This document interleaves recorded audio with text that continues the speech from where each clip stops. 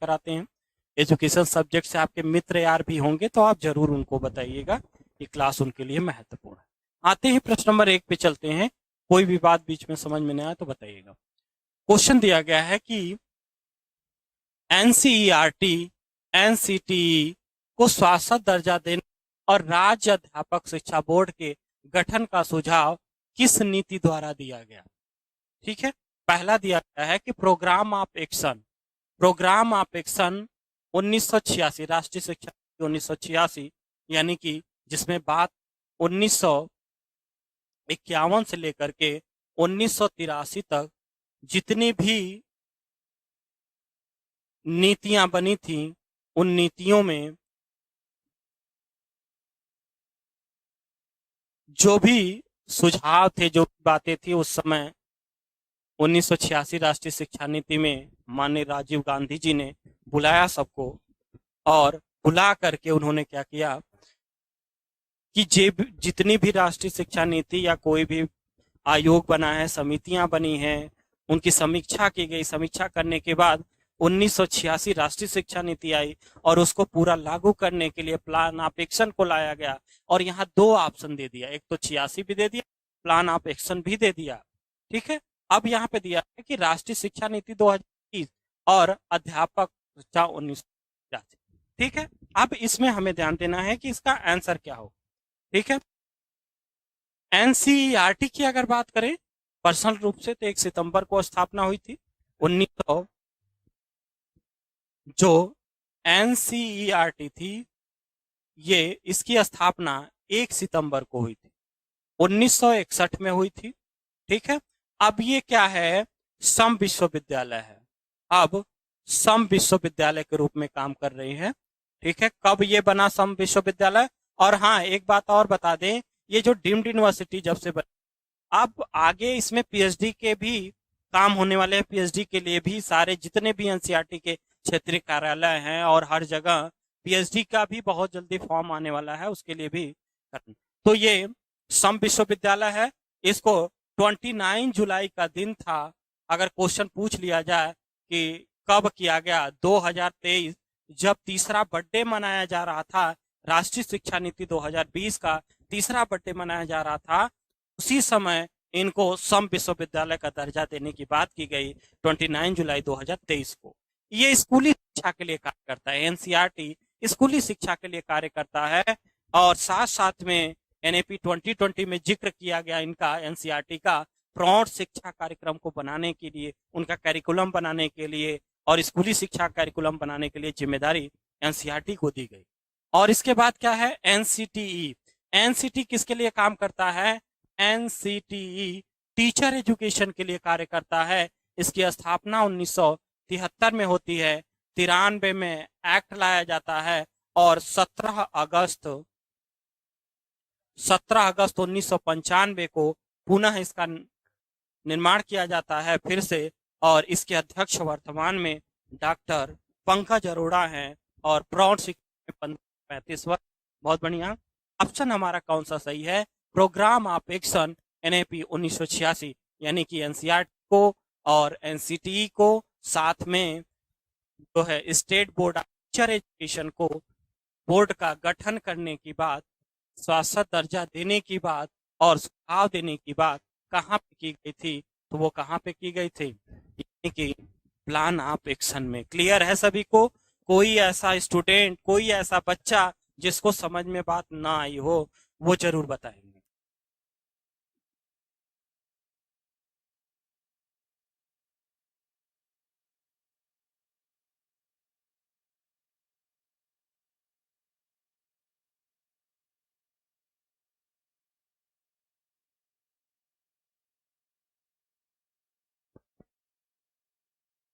चलिए, सबको समझ में आ रही बात, क्लास को शेयर कर दीजिएगा आप सभी।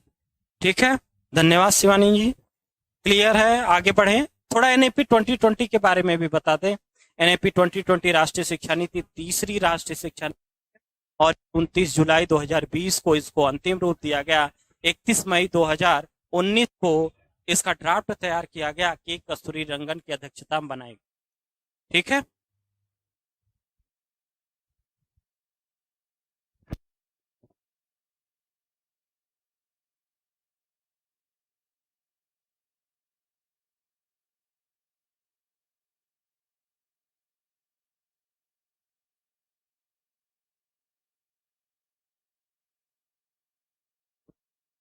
आइए, अगला प्रश्न है जिसमें ये पूछा गया है कि पाठचर्या मूल्यांकन की अवस्था का सही क्रम क्या है। फर्स्ट पेपर में भी ऐसे क्वेश्चन बनते हैं। पूछा गया है कि the correct sequence of stage of curriculum evaluation is, पहला है प्लानिंग, दूसरा है रेगुलर मॉनिटरिंग गूगल, या वैलिडेशन, या टेस्टिंग। कौन सा ऑप्शन सही है? प्रश्न नंबर 2। थोड़ा ध्यान दीजिएगा प्रश्न नंबर 2 पे, क्लास को शेयर भी कर दीजिए, जल्दी से आंसर करते रहिए, आराम से, जल्दीबाजी में नहीं बच्चों। और किसी किसी का पेस्ट कॉपी करने की भी आवश्यकता बिल्कुल भी नहीं है, बिल्कुल भी नहीं है। अगर कहीं भी प्रश्न में लक्ष्य हो तो याद रखिएगा सबसे पहले नंबर पे यही आएगा, और इसके बाद आप क्या करेंगे? प्लानिंग करेंगे। प्लानिंग करने के बाद फिर तीसरे नंबर पे वैलिडेशन करेंगे, चौथे नंबर पे क्षेत्र का, और लास्ट में आप क्या करेंगे? यानी डी ऑप्शन इधर। ठीक है, क्लियर है? कोई समस्या तो नहीं है किसी बच्चे को? अगला प्रश्न जिसमें निम्नलिखित में इसने इस बात पे बल दिया कि शिक्षक शोध प्रयोग नवाचार को उच्च तकनीकी प्रबंधन शिक्षा प्रयोग प्रोत्साहित करें। निम्नलिखित में से इस बात पे बल दिया गया, किस आयोग ने इस बात पे बल दिया कि जो रिसर्च है, एक्सपेरिमेंट है, इनोवेशन है हायर एजुकेशन में, टेक्निकल एंड मैनेजमेंट है एजुकेशन में, इसको प्रोत्साहित किया जाए।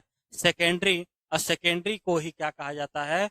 1952 और 53, 1952-53, 1964 और 66, और राष्ट्रीय शिक्षा 86, और एन, ये किसके लिए था? स्कूली शिक्षा के लिए था, स्कूली शिक्षा के लिए था, स्कूली शिक्षा के लिए था। कौन सा ऑप्शन सही होगा?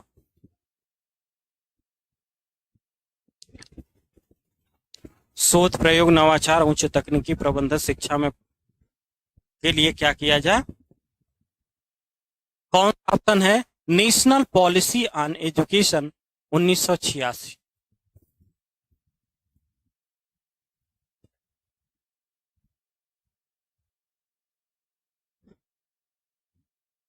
Total quality management, total quality management की संकल्पना कब प्रारंभ हुई?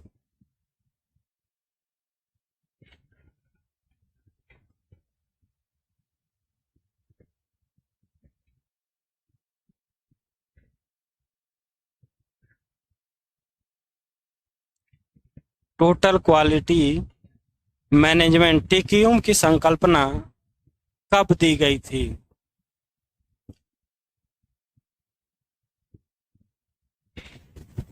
81, 80, 83, 82? इसकी संकल्पना 1983 में दी गई। राष्ट्रीय शिक्षा 1986 के अनुसार उच्च शिक्षा में अध्यापकों के निम्न निष्पादन पुअर परफॉर्मेंस को संज्ञान में लेना चाहिए। अगली वेतन वृद्धि रोक करके, औपचारिक कदम उठा करके, अध्यापकों को हटाकर। 1986 राष्ट्रीय शिक्षा नीति, जिसमें डाइट की स्थापना की बात, और ऑपरेशन ब्लैक बोर्ड, और साथ साथ में नवोदय विद्यालय की स्थापना की बात करते हैं।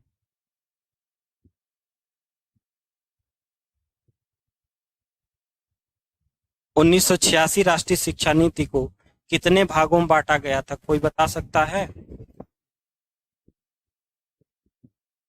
चलिए, औपचारिक कदम उठा करके, कौन सा कदम? औपचारिक कदम उठा करके। अगला प्रश्न जो दिया गया है जिसमें पूछा गया है कि प्रोग्राम ऑफ एक्शन 1986 डाइट की लिए निम्न में से कौन सा सुझाव दिया गया? डाइट किसके लिए काम करेगा? डाइट का फुल फॉर्म क्या है ये भी बता दीजिए।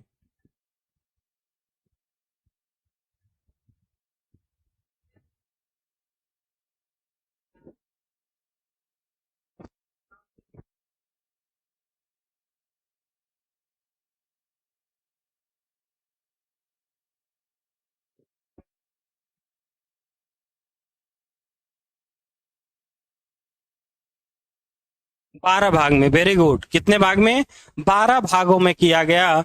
और 12 भागों के साथ साथ औपचारिक स्कूल प्रणाली में अध्यापकों की सेवा पूर्व, यानी जो नौकरी से पहले बीएड, एमएड, बीटीसी और सेवाकालीन जो नौकरी में आ गए हैं के लिए, और साथ साथ में संस्था प्रमुख, संस्थान योजना प्रबंधन प्रशिक्षण उन्मुखीकरण के लिए, और स्कूल स्तर की शिक्षा प्रभावित करने वाले सामुदायिक नेताओं, स्वयंसेवी संगठनों को ओरिएंटेशन के लिए, और स्कूल स्तर की शिक्षा को प्रभावित करने वाले सामुदायिक नेताओं की बात की जा रही है, नेता की बात नहीं की जा रही।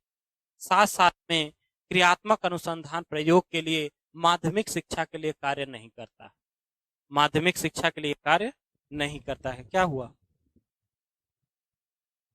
सही है, बच्चे क्लास को शेयर लाइक कर रहे हैं। नमस्ते रेनू जी।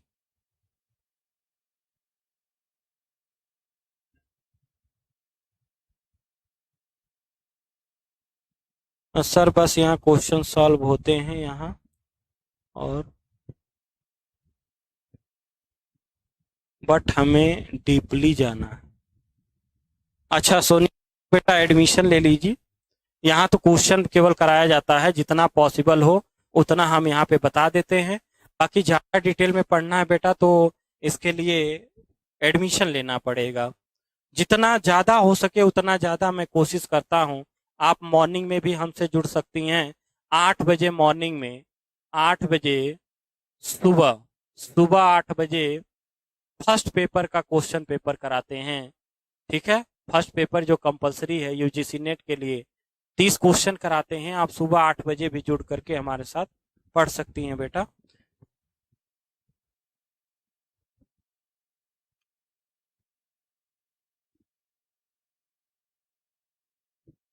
प्रश्न नंबर, और ये क्वेश्चन लगातार एंड्रोगॉगी, एंड्रोगॉगी के बारे में इस बार भी पूछा गया था, फर्स्ट पेपर में भी पूछा जाता है लगातार। अगर पेडागॉगी है इसका मतलब टीचर ओरिएंटेड, एंड्रोगॉगी है इसका मतलब स्टूडेंट ओरिएंटेड। ठीक, लेकिन यहाँ पूछा गया उसके अकॉर्डिंग कौन कौन सा ऑप्शन सही होगा। सबसे पहले यह वयस्कों के अधिगम ज्ञान और अभ्यास के बारे में बात करते हैं, और साथ साथ में ये शब्द जिसने दिया था उनका नाम है, एंड्रोगॉगी शब्द को सबसे पहले अलेक्जेंडर ने पढ़ा था, यानी 2। ठीक है, ये ऑप्शन तो बिल्कुल नहीं होगा, और ये भी ऑप्शन नहीं होगा, और सिखुओं के लिए कहा है, ये भी ऑप्शन क्या होगा? सही नहीं होगा। यानी एंड्रोगॉगी स्टूडेंट ओरिएंटेड और पेडागॉगी टीचर ओरिएंटेड।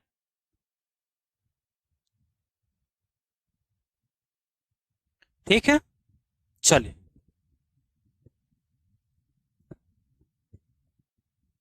बहुत बढ़िया, स्वागत है रूपा चौधरी जी आपका हमारे इस पार्थ एजुकेशन में। प्रश्न नंबर आगे जो दिया गया है 8वां, देखिए कोई ऐसी डेमो क्लास जो दी जाती है यहाँ पे कि डेमो क्लास हम करा रहे हैं और हमारे साथ आप आकर के जुड़ जाइए। हमने खूब आपको खूब बढ़िया पढ़ा दिया, और भले, लेकिन यहाँ रोज क्लास चलती है, आप रोज आकर के पढ़ करके आप देख सकते हैं टीचर को पढ़ाने आता है कि नहीं आता है, और वो कितना अच्छा आपको, उनकी बात आपको समझ में आती है कि नहीं। टीचर सब अच्छे पढ़ाते हैं, बस उनकी बात समझ। देखिए अगर आपको एडमिशन लेना है तो पार्थ एजुकेशन का ऐप डाउनलोड कर लीजिए प्ले स्टोर से, वहां से भी एडमिशन मिल जाएगा, या इस कॉन्टेक्ट नंबर पे कॉल करके भी आप बात कर सकते हैं, वहां से भी आपको जानकारी मिल जाएगी। यहाँ पूछा गया है कि किस आयोग और प्रारूप नीति ने बहुविधिकितों पर आधारित अध्यापक मूल्यांकन पे विचार किया? राष्ट्रीय शिक्षा, अरे सॉरी, नेशनल करिकुलम फ्रेमवर्क 2005 स्कूली शिक्षा के लिए आया, और ये किस दार्शनिक से संबंधित है? कमेंट बॉक्स बता दीजिए। नेशनल करिकुलम फ्रेमवर्क 2005 है, वो किस दार्शनिक से संबंधित है? कौन बताएगा? 13 जून को आया, सुबह भी मैंने बड़ा डिटेल में आपको बताया था, 2009। ठीक है, राष्ट्र के नाम प्रतिवेदन, सैम प्रितौदा।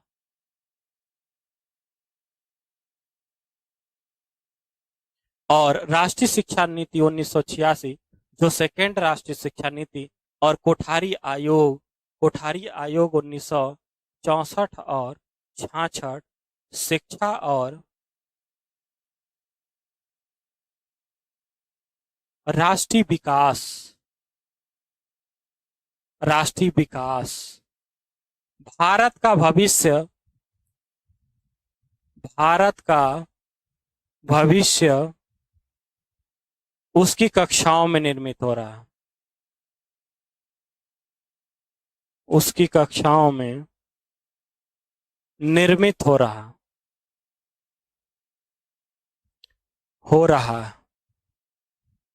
ठीक है। और कोठारी आयोग जो है, इसमें विद्यालय संकुल की बात की जाती है, बहुत सारी चीजें।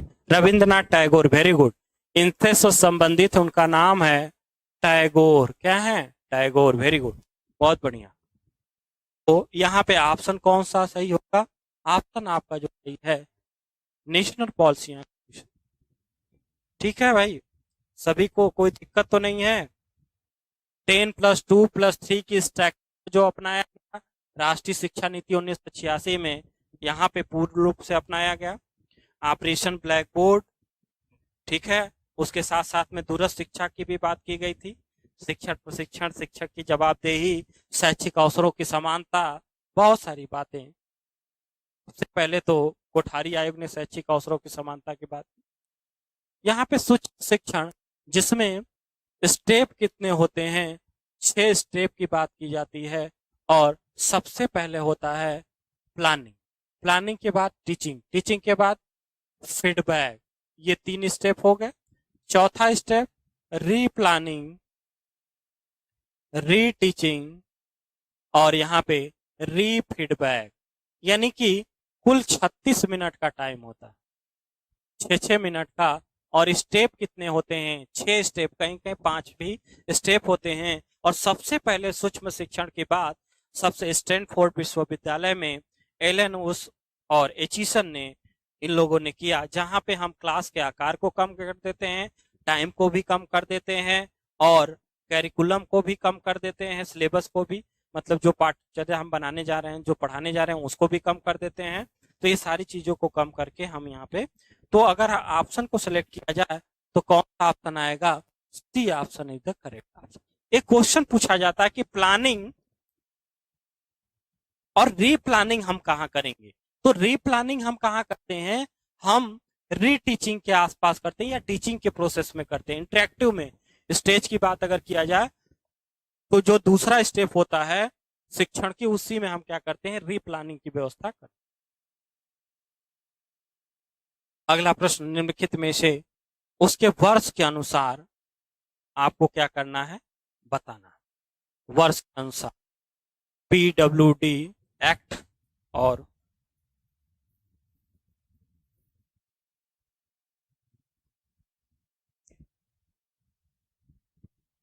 तो यहाँ पे 2 चीजें हैं। ये जो आ रहा है 2016 में, और आपको याद है विज्ञान विज्ञान दिव्यांगता को 7 से बढ़ाकर 21 कर दी गई। विकलांगता के प्रकार 7 से बढ़ाकर के कितनी कर दी गई? 21 कर दी गई। और राष्ट्रीय दिव्यांग जन नीति आई थी 2006 में, और साथ साथ में एंटी जो आया था वो कब आया था? 1999।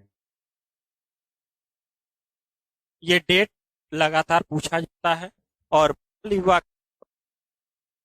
तो बच्चों में, दिव्यांग बच्चों में बाल युवा की चर्चा,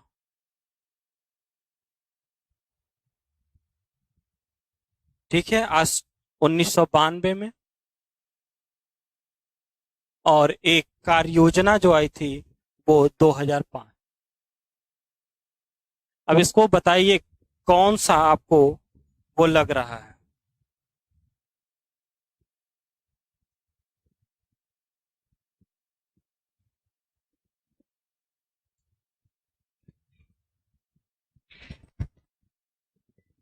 कौन सा ऑप्शन सही लग रहा है भाई?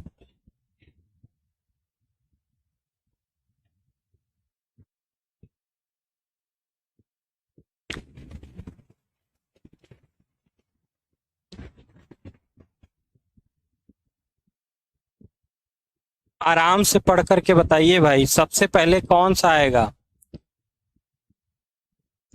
ई सबसे पहले आएगा, 1992 आएगा। तो ई सबसे पहले आएगा, 1992 के बाद फिर सी आएगा 1999, यानी कि ऑप्शन कौन सा होगा? ए हो। सिक्स सिग्मा गुणवत्ता प्रबंधन के माध्यम से प्रक्रियाओं को क्या करना है?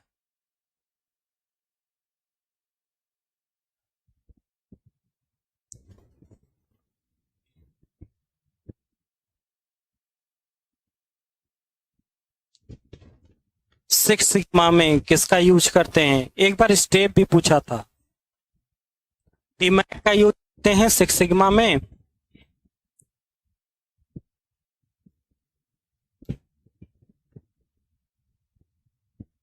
एक क्या है ये सर बता दीजिए, माइक्रो टीचिंग के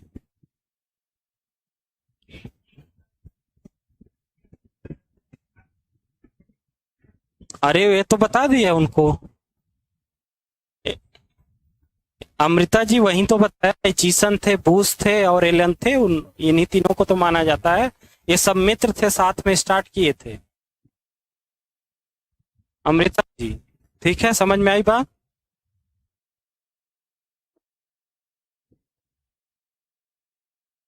ग्राहक की अपेक्षाओं को समझना और समझने के बाद वर्तमान प्रक्रियाओं के मुख्य पक्षों का प्रासंगिक, दूसरे नंबर पे, तीसरे नंबर पे और चौथे नंबर पे और लास्ट में हम क्या करते हैं? वर्तमान प्रक्रियाओं के सुधार का चयन करना, यानी D option is the correct option. निम्नलिखित में से उनके नवीनतम के अनुसार आपको क्या करना है? बताना है।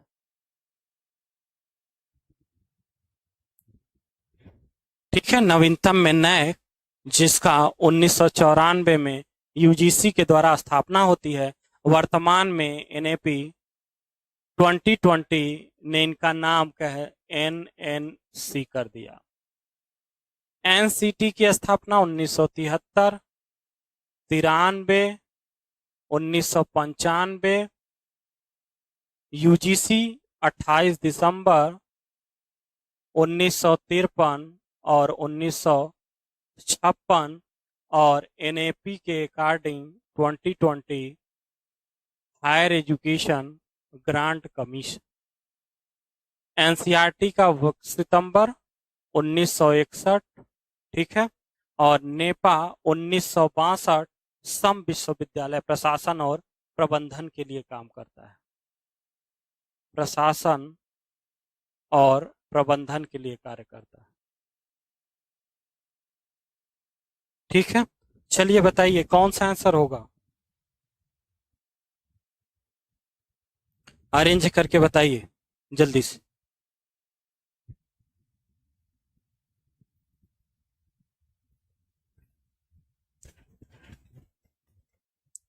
यानी सबसे पहले कौन आएगा? सी।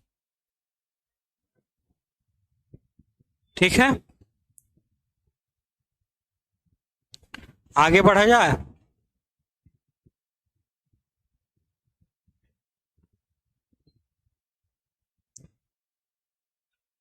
अगला प्रश्न है जिसमें दिया गया है एजुकेशनल टेक्नोलॉजी और इधर दिया गया है सामग्री या टूल या यंत्र। यहाँ आपको मैचिंग करके बताना है कि दृश्य मुद्रण, visual print, visual non projected, audio visual projected, multi sensory package, इनको मैचिंग करके बताना है। तो अगर विजुअल प्रिंट की बात करें तो न्यूज़पेपर होगा। क्या होगा? न्यूज़पेपर होगा। और न्यूज़पेपर का मतलब कौन सा ऑप्शन होगा? ए हो जाएगा। कौन सा ऑप्शन हो जाएगा? ए ऑप्शन हो जाएगा। ठीक है,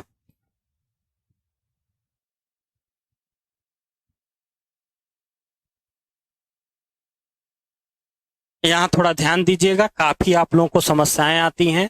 कभी कभी नए अगर पूछ लिया जाए मूल्यांकन के टाइप तो वहां बहुत समस्याएं आ जाती हैं। तो यहाँ ध्यान दीजिएगा कि कुछ ऐसे हैं, जैसे यहाँ पे दिया गया है स्थापन मूल्यांकन। रचनात्मक आता है आपको, नैदानिक भी आता है और सम्मेटिव भी आता है। कि रचनात्मक मूल्यांकन होगा तो क्लास के बीच में ही प्रश्न हम पूछ लेंगे, इसमें आपको दिक्कत बिल्कुल भी नहीं होती है। ठीक है, नैदानिक मूल्यांकन होगा तो जहां हम विशिष्ट कौशलों की बात कर लेंगे। और समेकित होगा तो आपको याद होगा कि जहां पे वर्ष के अंत में इकाई का परीक्षण, और ये जो मूल्यांकन का है क्लास में एक पूर्व परीक्षण लेना, यानी क्लास से पहले परीक्षण लेना, एक क्लास के बाद परीक्षण, टेस्ट रीटेस्ट की तरह, जहां पे स्थापन मूल्यांकन किया जाता है। समझ में आ रही बात सभी को? जहां पे प्लेसमेंट असेसमेंट किया जाता है, क्लास में पूर्व एक और पूर्व परीक्षण लेना, क्लास से पहले एक परीक्षण हमने लिया, उसी को कहा जाता है स्थापन मूल्यांकन। Placement, assessment, formative, diagnostic, summative. Diagnostic का मतलब सीधा सा होता है कारण और कमजोरी का जहां बात किया जाए, ठीक है। और जस्टिस वर्मा 2012 में आए और 2014 में एक्ट ला करके 2015-16 से बीएड एमएड को कर दिया गया 2 वर्ष का। मुदालियर 1952 और 53,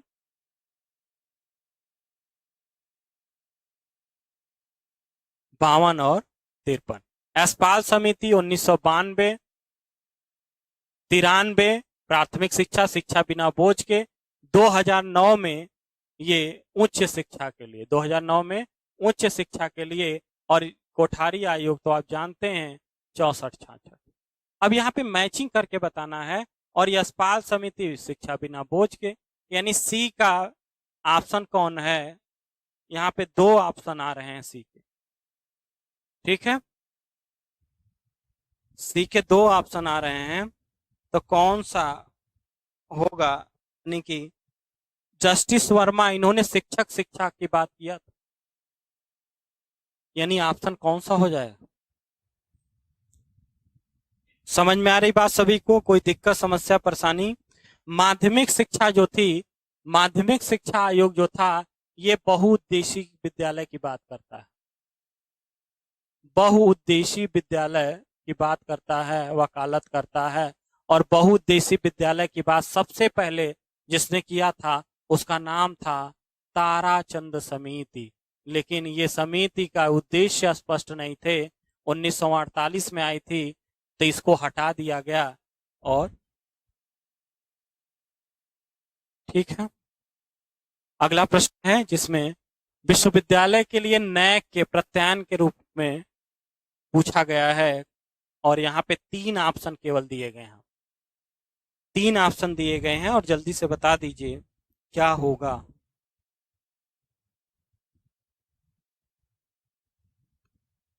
बहुत बढ़िया कैलाश कुमार जी, फर्स्ट पेपर के आप स्टूडेंट हैं और बहुत अच्छा लग रहा है देख करके आपके।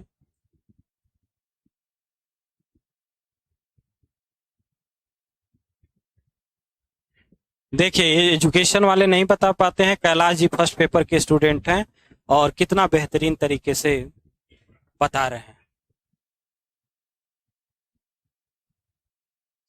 चलिए आइए बताइए भाई, 16 नंबर का आंसर क्या होगा?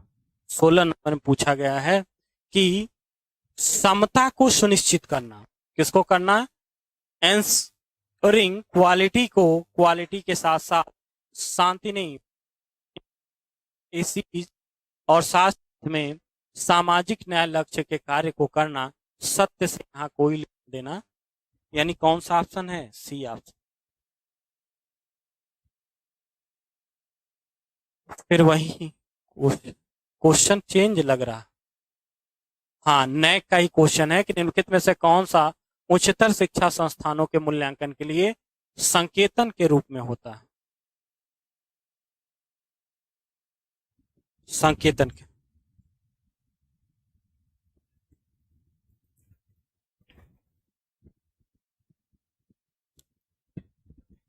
ये सब फर्स्ट पेपर में भी पूछे गए हैं प्रश्न और पूछे जाएंगे ऐसे प्रश्न। ये मत सोचिए कि इतने बड़े क्वेश्चन है एजुकेशन वालों का है और हमारा क्या है, ऐसा कुछ भी नहीं। आप उठा के देखिए, प्रश्न आपको लगातार मिलेंगे। कि जो ये नैक है जिसका 1994 में स्थापना हुई और इसका हेडक्वार्टर बेंगलुरु में है, और ये एनएसी का गया है, और वर्तमान में ये higher education commission of India का दूसरा स्तंभ के रूप में काम कर रहा है।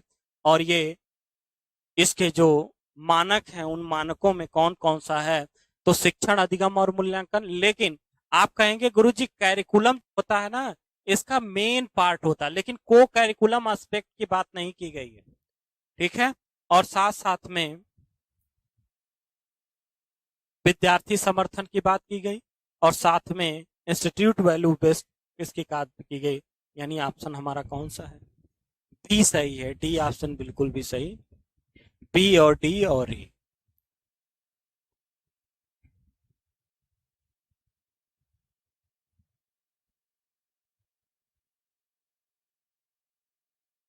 हाँ, केवल कैरिकुलम होता है एस्पेक्ट तो वो हो जाता है आंसर, और सबसे मेन बिंदु वही है इसका।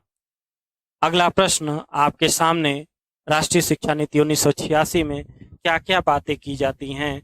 तो हम जल्दी से बात करेंगे कि कॉलेज ऑफ टीचर एजुकेशन की बात की जाती है कि नहीं की जाती है, ठीक है। तो ए तो 100% होगा, सी भी होगा, यहाँ कोई वो नहीं है, और आर आई यानी रीजनल इंस्टीट्यूट ऑफ एजुकेशन वो एनसीईआरटी का भाग होता है, यानी कि ए और सी और डी, ए सी डी जहां है उसको क्या करिए, कौन सा ऑप्शन 18 का हो जाएगा? बी।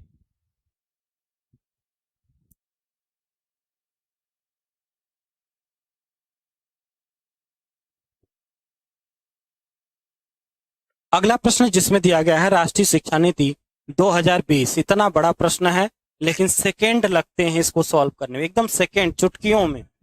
किसमें? जल्दी से बता दीजिए कि राष्ट्रीय शिक्षा नीति 2020 में निम्नलिखित में कौन सा कथन विद्यालय शिक्षकों के सतत वृत्ति विकास के लिए संदर्भ में एकदम ठीक है? क्या ठीक है भाई 19 नंबर में? तो गुरुजी आपने बताया है कि जो बातें हैं वो 50 घंटे का सतत वृत्ति विकास कार्यक्रम पूरा करने होंगे। प्रत्येक विद्यालयी अध्यापक को 50 घंटे का सतत वृत्ति विकास कार्यक्रम क्या होंगे? पूरे करने होंगे। दर्शन शास्त्र के निम्नलिखित भारतीय समुदायों में कौन सा वैदिक प्राधिकार को निरस्त करता है? चारवाक, चारवाक दर्शन जो है जिसको हम कहते हैं लोकायत दर्शन, भौतिकवादी दर्शन भी है ये, अध्यात्म को नहीं मानता है, ठीक है। एक केवल प्रमाण प्रत्यक्ष को ये मानता है, केवल प्रत्यक्ष प्रमाण को ये मानता है, ठीक है। चारवाक ने चारवाक दर्शन दिया। बौद्ध, बौद्ध के बाद सांख्य दर्शन है जो कपिल मुनि ने दिया, कपिल मुनि इसके प्रणेता हैं, ये कपिल मुनि, और सांख्य दर्शन ही एक आंसर होगा, ठीक है।